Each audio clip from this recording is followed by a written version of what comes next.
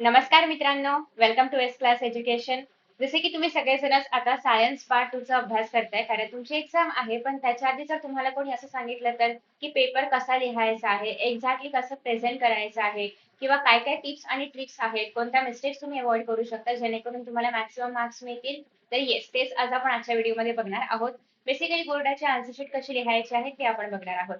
So let us start. तर ही आहे माझी आन्सर शीट आणि मला पण 10th मध्ये सायन्स मध्ये 100 मार्क्स होते. सो त्याच्यामुळे मी तुम्हाला नक्कीच काही टिप्स देऊ शकते जेणेकरून तुम्हाला पण तुमच्या एक्झाम मध्ये फायदा होईल. सो फर्स्ट ऑफ ऑल या ठिकाणी ना क्वेश्चन पेपर बघण्यात काहीच अर्थ नाहीये, कारण आपण आन्सर्स कसे लिहायचे ते डिरेक्टली बघणार आहोत, आन्सर शीट कशी लिहायची ते बघणार आहोत. सो फर्स्ट ऑफ ऑल काय करायचं आहे, जेव्हा तुम्हाला आन्सर शीट मिळेल, सगळ्यात पहिली गोष्ट म्हणजे तुम्हाला ना या ठिकाणी एक लाईन ड्रॉ करून दिलेली असते. ही दुसरी लाईन तुम्हाला ड्रॉ करायची असते. का ड्रॉ करायची असते, तर याच्या आतमध्ये तुम्ही जे सब क्वेश्चन्स आहेत तर ते लिहू शकता. आणि जसं की आपण एक्झाम मध्ये सगळे क्वेश्चन्स नाही लिहित, आपण फक्त क्वेश्चनचा नंबर लिहितो आणि अकॉर्डिंग टू दॅट आपण सॉल्व्ह करत जातो. आणि त्यामुळे हे सगळ्यात महत्वाचं आहे की तुम्ही जो काही क्वेश्चन नंबर लिहिलाय तर तो बरोबर असला पाहिजे आणि एक्झामिनरला कळेल असा असला पाहिजे. आणि म्हणूनच त्यासाठी आपण प्रॉपरली लाईन्स ड्रॉ करणार आहोत. सो ही लाईन ऑलरेडी असतेच, तुम्हाला फक्त ही एक एक्स्ट्राची लाईन ड्रॉ करायची आहे. ठीक आहे. या ठिकाणी पण मी एक लाईन ड्रॉ केलेली आहे, ही सेफ्टी पर्पज साठी आहे. याचं कारण असतं की आपले खूप सारे पेपर्स असतात आणि त्याचे गठ्ठ्यामध्ये करकसून बांधले जातात आणि त्याच्यामुळे होऊ शकतं की इथून पेपर थोडासा फाटू शकतो. सो तुम्ही जे काही लिहिलेलं आहे ते त्या फाटलेल्या ह्याच्यामध्ये जाऊ नये यासाठी एक सेफ्टी लाईन म्हणून आपण हे असं ड्रॉ करतो. अदरवाईज असं काही कंपल्शन नाहीये. ठीक आहे. सो या सगळ्या प्रेझेंटेशनच्या टिप्स आहेत, त्याच्यामध्ये काही कंपल्शन नाहीये, पण पेपर खूप छान दिसतो म्हणून आपण असं पद्धतीने करतो. सो पहिला क्वेश्चन आहे एमसीक्यूचा, ज्यामध्ये तुम्हाला 4 आउट ऑफ 1 ऑप्शन चूज करायचा असतो आणि त्याचा आन्सर लिहायचं असतं. मग त्यामध्ये त्याचा जो काही नंबर आहे, एबीसीडीचा जो काही नंबर असेल तर तो नंबर आणि त्याच्यामध्ये जे काही लिहिलंय ते. फॉर एक्झाम्पल आता इथे क्वेश्चन असा होता की आपल्याला प्रोटीन मधून किती एनर्जी मिळते, तर 4 किलो कॅलोरी एनर्जी आपल्याला पर ग्राम ऑफ प्रोटीन मधून मिळते.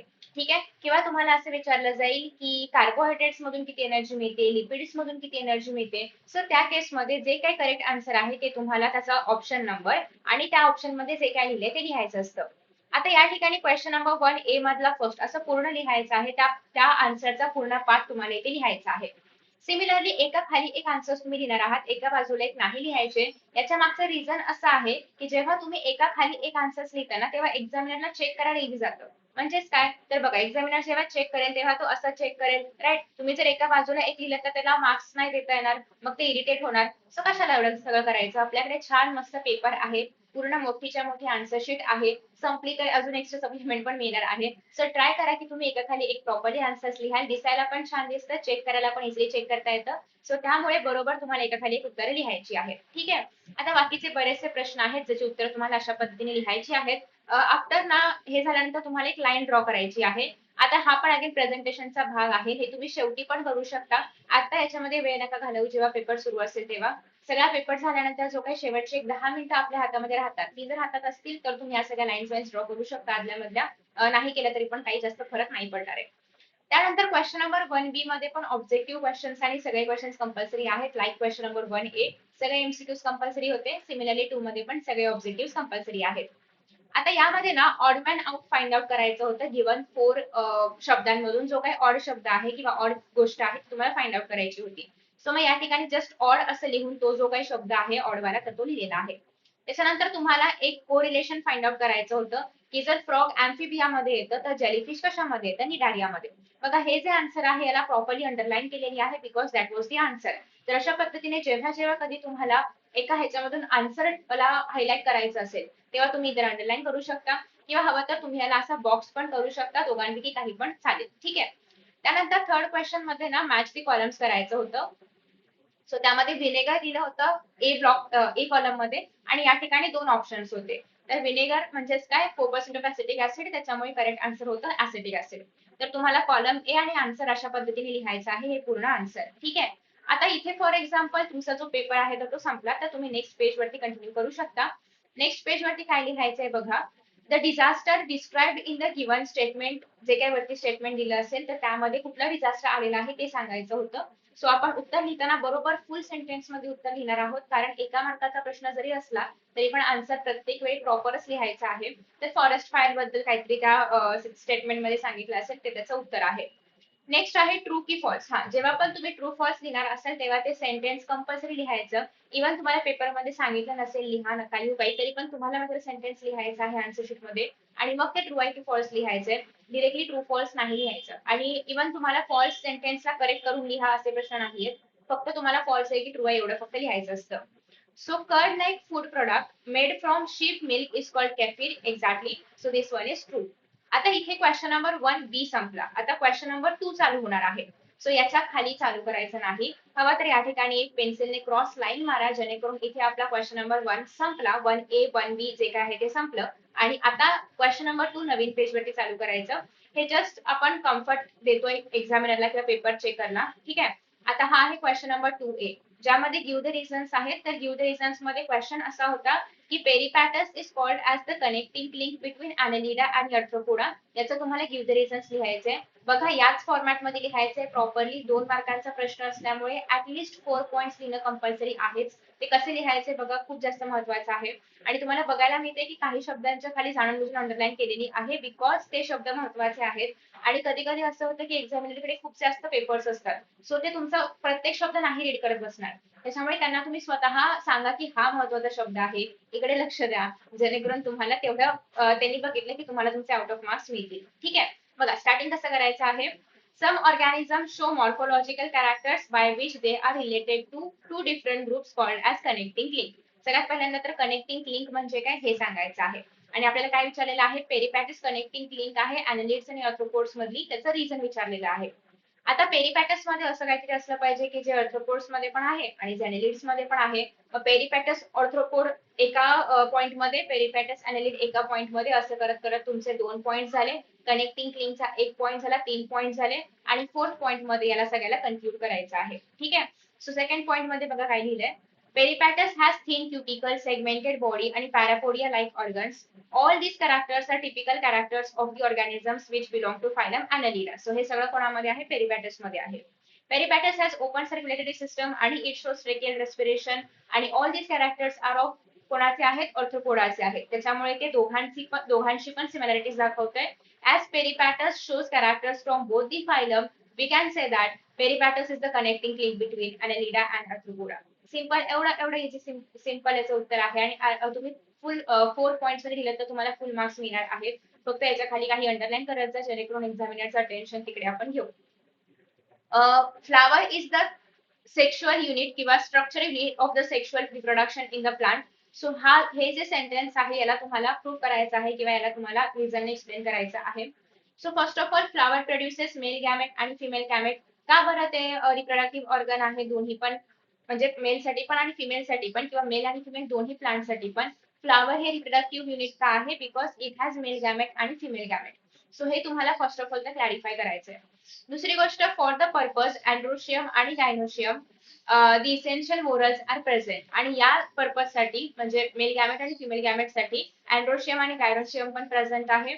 डबल फर्टिलायझेशन पण होतं फ्लावर मध्ये, आणि त्यामुळे आपण असं म्हणतो की फ्लावर हे स्ट्रक्चरल युनिट आहे सेक्शुअल रिप्रोडक्शनचं प्लांट्स मध्ये. बघा 2 मार्क्स साठी आहेत, 4 पॉईंट्स तर तुम्हाला लिहायचेच आहेत अशा पद्धतीने.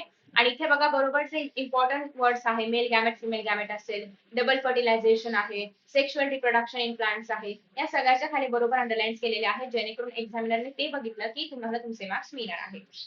त्यानंतर बघा question number 2B activity based आहे, ज्यामध्ये ना इथे तुम्हाला हे ब्लँक्स फिल करायला दिले होते. आता ब्लँक्स कुठले कुठले आहेत, तर ज्याच्या खाली अंडरलाईन केलंय ना ते होते ब्लँक्स. सो तुम्हाला पण एक्झाम मध्ये हेच करायचं आहे. जर तुम्हाला असा कुठला क्वेश्चन विचारला गेला की बॉक्सेस फिल करा, ब्लँक्स फिल करा, तर जे आन्सर्स तुम्ही लिहिताय ना त्याच्या खाली अंडरलाईन करायचे आहे, जस्ट टू मेक शुअर की एक्झामिनरला कळेल की तुमचा आन्सर नक्की काय आहे, त्याला शोधावं नाही लागणार आणि त्याला इरिटेट नाही करायचे, पहिली गोष्ट म्हणजे. ठीक आहे.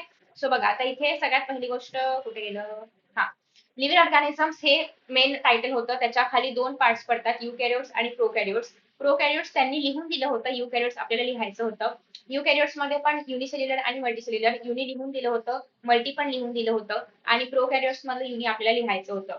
सो हे 2 आन्सर्स आपल्याला लिहायचे होते. बघा याच्या खाली प्रॉपर अंडरलाईन पण केली आहे, सो दॅट मेक शुअर की एक्झामिनरचं पहिलं अटेन्शन तिकडे जाईल आणि त्याला आन्सर दिसेल आणि ते मार्क्स देतील. ठीक आहे. त्यानंतर क्वेश्चन नंबर 2B मधला थर्ड क्वेश्चन आहे, की तुम्हाला एखादा अॅनिमल दिलेला आहे, ते अॅनिमलचं इमेज आयडेंटिफाय करायचं आहे आणि ते कुठल्या क्लासला बिलॉंग करतं ते लिहायचं होतं. सो गिवन अॅनिमल बॅट आहे आणि ते कोणत्या क्लासला बिलॉंग करतं, मॅमेलियाला बिलॉंग करतं. तर असं तुम्हाला त्याचा आन्सर लिहायचा आहे. त्यानंतर हे लिहायला 1 मार्क. दुसरा मार्क आहे की त्याचे कॅरेक्टरिस्टिक्स लिहा. म्हणजे मॅमेलियाला बिलॉंग करतोय ना बॅट, तर त्याचे कॅरेक्टरिस्टिक्स लिहा. म्हणजे मॅमेलियाचे कॅरेक्टरिस्टिक्स लिहा. तर animals from class mammalia have mammary glands, ह्याच्या खाली पण अंडरलाईन करायला पाहिजे होती, राहिली आय गेस करायची. तुम्ही करा. These animals are warm blooded, याच्या खाली अंडरलाईन करायची आहे. Exoskeleton is made up of fairs or fur, ठीक आहे, याच्या खाली नाही केली अंडरलाईन तरी पण चालेल. हे 2 पॉईंट्स महत्वाचे होते, मेमरी ग्लँड्स आणि वॉर्म ब्लडेड वाले. ठीक आहे. नेक्स्ट आहे स्टेम सेल्स बद्दल लिहायचं होतं. म्हणजे डिफाईन करायचं होतं. पहिला आहे स्टेम सेल्स आणि दुसरा आहे जीएम क्रॉप्स.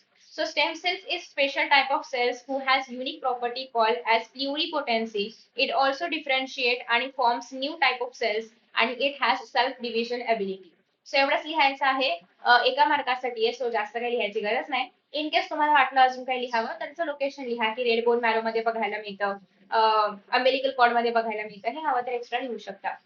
नेक्स्ट आहे जीएम क्रॉप्स म्हणजे genetically modified crops. So the crops having desired characters are developed by integrating foreign gene into their genome.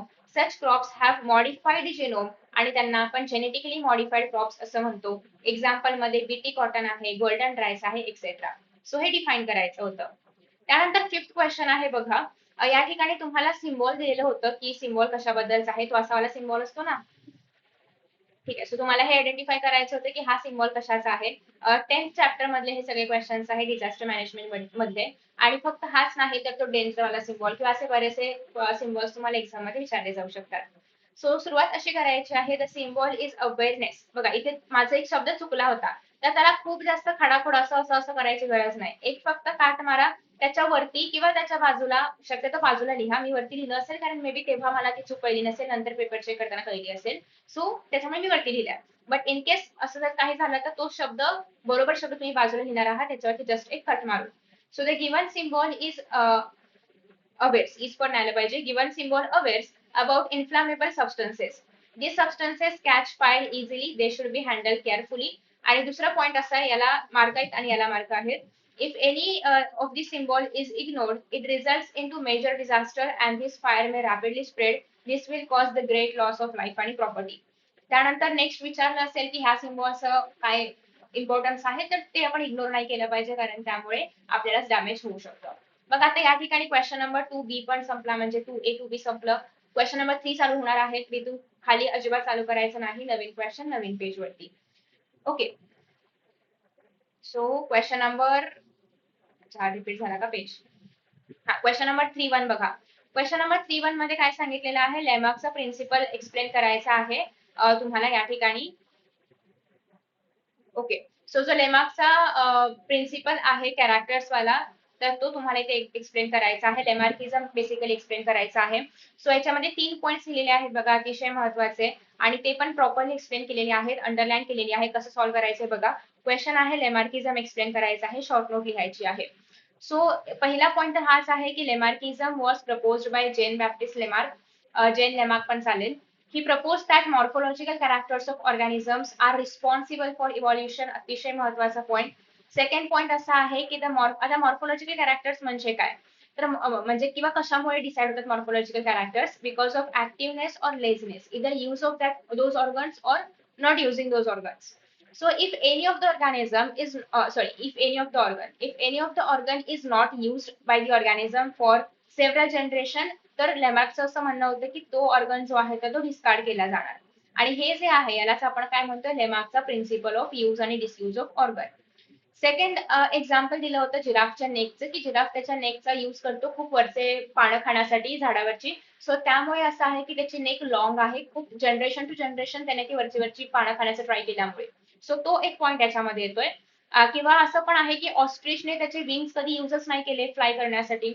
So त्यामुळे यूज न केल्यामुळे तो ऑर्गन त्याचा वीक राहिला, म्हणजे त्याचे विंग्स वीक राहिले. सो इथे डिसयूज बघायला मिळतोय आणि इथे यूज बघायला मिळतोय. सो लेमार्कचा जो प्रिन्सिपल आहे तो इथे आपण विथ एक्सप्लेनेशन प्रूव्ह करून दाखवलं.